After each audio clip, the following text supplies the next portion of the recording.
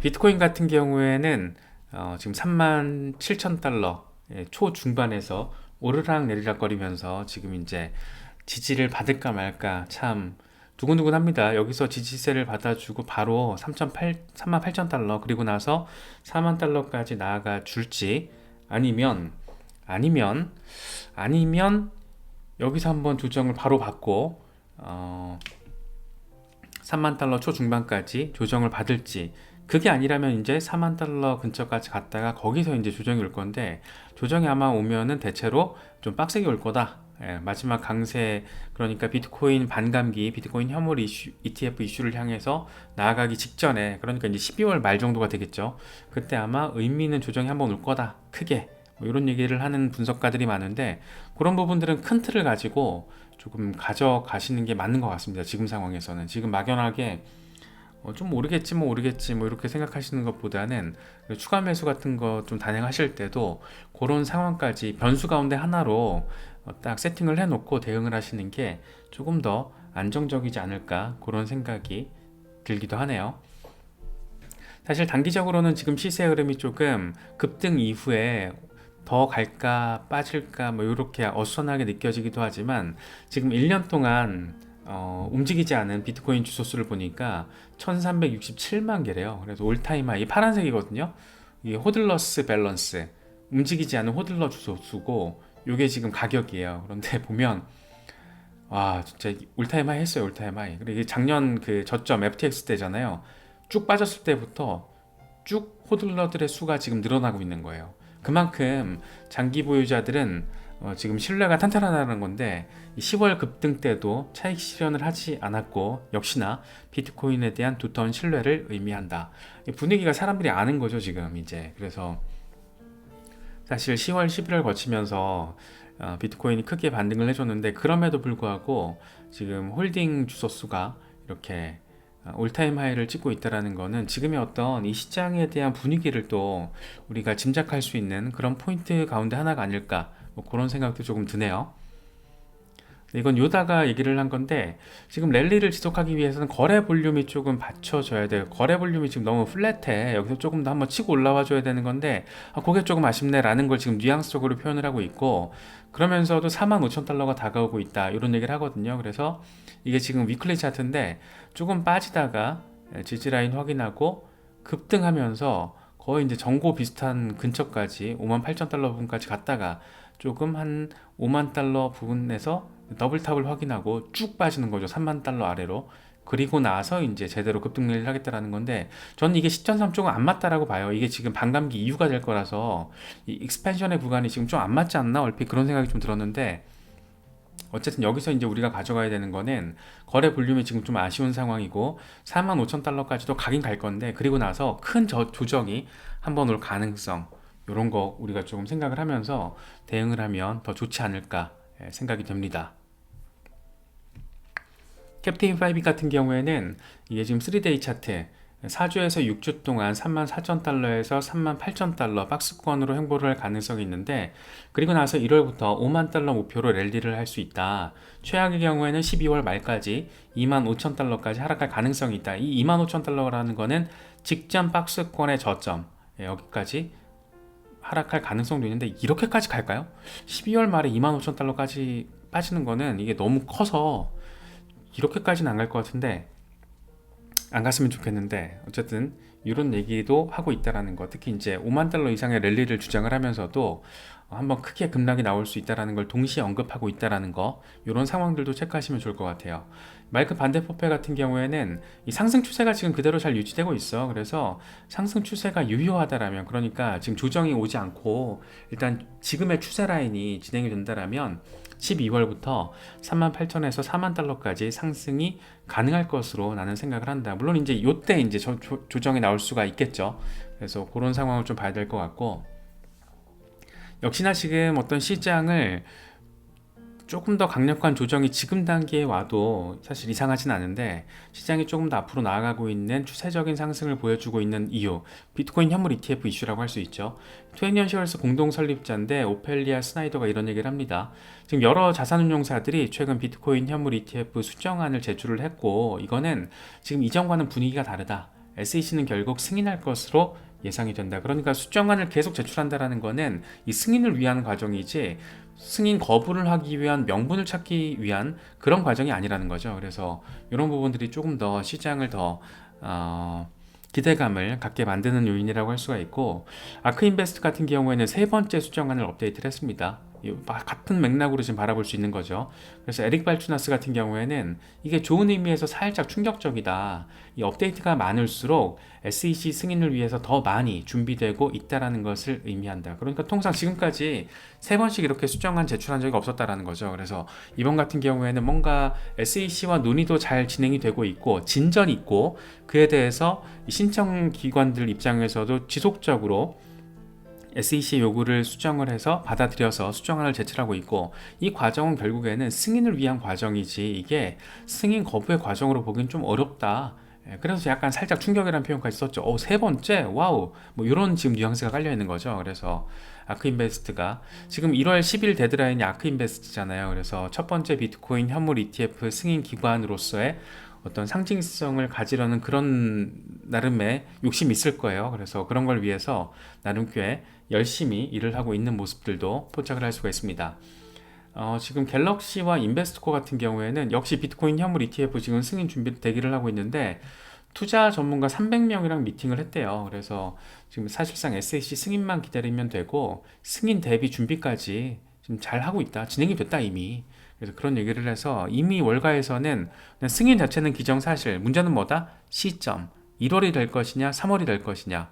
뭐 그 시점의 문제인 거지. 승인은 결국 될 수밖에 없다. 이게 지금 SEC가 목리 부린다고 될 게 아니어가지고 승인을 할 가능성이 높습니다. 특히 이제 비트코인 현물 규제 이슈 같은 경우에는 CFTC로 갈 가능성이 높잖아요. 그런데 비트코인 현물 그 자체, 비트코인 그 자체에 대해서는 CFTC가 이제 규제권을 가져갈 가능성이 높은데, 비트코인에 대한 규제권을 현물 ETF를 통해서 SEC가 줄 수 있기 때문에 SEC 입장에서는 사실 지금까지 뭐 리플도 그렇고 암호화폐 업계 괴롭혔던 게 밥그릇 싸움 양상이 굉장히 짙었잖아요. 그러니까 정치적인 목적이 깔려 있는 건데, 비트코인 현물 ETF는 사실 그런 규제권 밥그릇 싸움 과정에서 봤을 때도 SEC에게는 유리할 수 있는 부분이죠. 그래서 비트코인 현물 그 자체에 대한 규제권을 다 뺏길 수밖에 없는 상황에서 이걸 파생 상품화된 현물 ETF로 가져와서 그걸 규제하겠다, 이렇게 지금 할 수 있어서 SEC 입장에서는 사실 이게 SEC가 원하는 어떤 조건만 잘 맞춰준다라면 이걸 굳이 거부할 명분, 이유 이런 게 없는 거죠. 그래서 또 기관들이 지금 다 맞춰주고 있고, 그래서 비트코인 현물 ETF는 결국에는 시간 문제라고 보는 게 맞지 않나, 뭐 그런 생각이 좀 많이 드네요. 체인링크 같은 경우에 살짝 지금 조정받고 있는데, 고래들이 10월 17일부터 이때 체인링크 가격이 7.4달러, 이때부터 상위 200개 고래들이 4018만 체인링크를 추가로 매집했다라고 합니다. 그리고 나서 이틀 뒤 10월 19일부터 급등 랠리가 시작이 됐던 거고, 지금 14달러대, 그러니까 2배 이상, 지금 많이 좀 가격이 빠졌는데도, 살짝 빠졌는데도 2배 이상의 가격을 유지했고, 중요한 건 뭐냐면 고래들은 여전히 물량을, 이 당시 물량 10월 중순에 매집했던 물량을 여전히 홀딩하고 있다. 그래서 아직 가지고 있다는 게 지금 핵심 포인트죠. 여기서 가지고 있다는 게 해석하는 게 두 가지가 가능할 거예요. 한 가지는 아직 고래들은 더 높은 가격을 원하고 있다.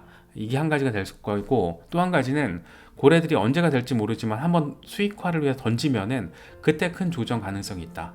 그래서 추가 받는 가능성과 조정 가능성 두 가지를 다 지금 맥락적으로 가지고 있는 데이터이기 때문에 그런 부분들 체인링크 홀더분들은 참고를 하시면 좋을 것 같습니다.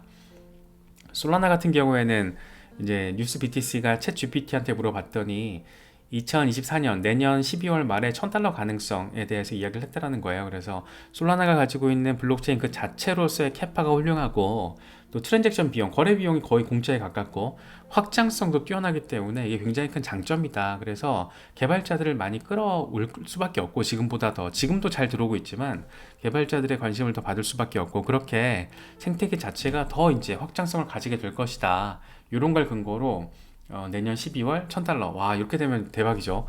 거의 이제 제2의 이더리움 얘기가 이때부터 본격화될 수 있는데, 그러니까 $1000라는 가격이 매겨지기 시작하면서부터 그럴 수가 있는데, 상당히 의미 있는 어떤 가격이 아닐까. 근데 가능할까? 지금 $60 좀 밑에 있는데 $5,000 어마어마한데, 아무튼 뭐 솔라나는 확실히 커뮤니티 로열티도 굉장히 높고 이 프로젝트 활성화 정도도 훌륭하기 때문에 뭐 솔라나 이런 어떤 메이저, 준메이저급에 있는 이더리움 경쟁 그룹에 있는 레이어 1 프로젝트들은 늘 이렇게 좀 관심 대상으로 놓고 바라보셔도, 당연히 지금 이런 거 보고 바로 매수하고 하면 그건 바보죠. 그런 무지성 뇌동매매 하시면 안 되고, 이렇게 준메이저급, 메이저급에서 의미 있는 프로젝트들은 조금 보고 계시다가 이제 한번 바이더딥의 기회가 왔을 때 이제 매수를 해야지, 이런 거 기사 보고 덜컥 이제 매수부터 하게 되면 이제 그게 전형적인 뇌동매매, 굉장히 후회할 확률이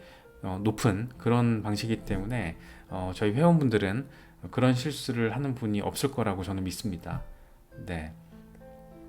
렉트캐피탈 같은 경우에는 솔라나가 지금 조정을 받을 수는 있는데, 사실 한 $42 선까지 가더라도 뭐 요 정도 빠지더라도 괜찮아, 건강한 조정이고, 최대 범위는 지금 $23, 그러니까 이번에 돌파 직전까지 견고한 저항선 역할을 해왔던 구간인데, 이때 여기까지 찍더라도 사실 괜찮아, 우려할 필요 없어. 굉장히 지금 솔라나에 대한 어떤 시세 반등의 어떤 자신감이랄까, 그런 걸 이야기하고 있죠. 그래서 솔라나 같은 경우에는 전반적으로 분석가들도 그렇고 시세 움직임도 그렇고 뭐 커뮤니티 활성화, 이 개발 활성화 이런 거 종합적으로 봤을 때 홀더분들은 조금 그냥 잘 지켜보시면 될 것 같다. 홀딩 하시면서 저는 그러고 있습니다. 중간중간 물론 저는 스윙하고 있어요. 이렇게 익절 퍼센테이지가 제가 목표했던 숫자가 나오면 저는 전량 매도할 때도 있고 부분 매도할 때도 있고 다시 이제 들어가기도 하고, 그러니까 이런 종목들은 다시 들어가는 거죠.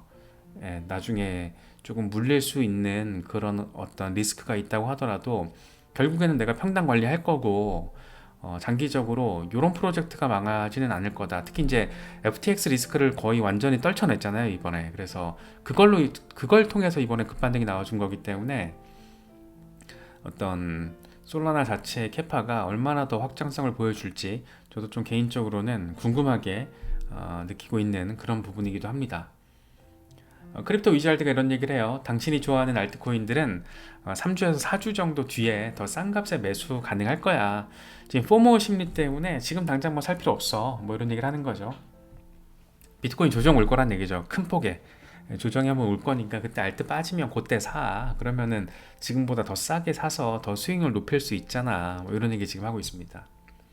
거래소를 건드린다라는 게 참 조금 신경이 쓰이죠. SEC가 크라켄을 지금 건드렸고, 미국 법무부는 이번에 바이낸스 이 $40억 벌금 가능성을 지금 블룸버그가 보도를 했어요. 그래서 창펑자오에 대한 형사 고발 방안도 검토를 하고 있다라는 건데, 내용이 되게 웃겨요. 지금 전해주고 있는 게 이런 이란과 러시아 제재를 우회할 수 있게끔 도와준 혐의, 하마스 자금 조달을 방치한 혐의, 뭐 이런 것들이 지금 가능성이 있다라고 하더라고요. 그래서 이 $40억 벌금에 대한 이야기가 나오고 있는데, 이게 만약에 진짜가 되면 암호화폐 업계 역사에 있어서 이 최대 규모 벌금이 될 것이다. 그런데 이제 뭐 바이낸스의 붕괴를 초래한다라는 게 목표가 아니고 운영을 지속할 수 있도록, 그러니까 어떤 미국 규제 당국의 틀 안으로 들어오게 만들려는 뭐 그런 목적, 뭐 이런 얘기를 하고 있는 건데, 이게 맞나? 뭐 모르겠어요. 저는 약간 뭐 이란, 하마스, 러시아 막 이런 얘기 하니까 이것들도 그냥 너무 장난치는 거 아니야? 뭐 이런 생각도 드는데,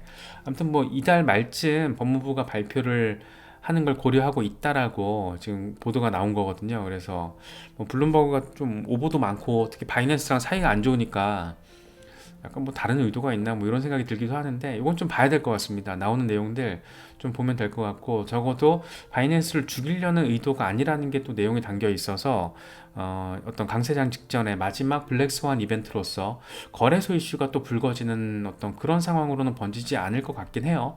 그럴 사이즈도 아니고, 그럴 사이즈도 아니고 해서 그러진 않을 것 같긴 하지만, 아무튼 이렇게 또 갑자기 거래소 이슈가 나오니까 강세 국면이 조금 운전하게 조금 가나 뭐 이런 생각을 하고 있었는데, 거래소 이슈가 이렇게 튀어나오니까 뭐 좀 여러 가지 좀 생각이 들긴 하지만, 요거는 당장만 걱정할 이슈는 아닌 것 같고 조금 더 상황을 지켜보면 되지 않을까 생각이 듭니다.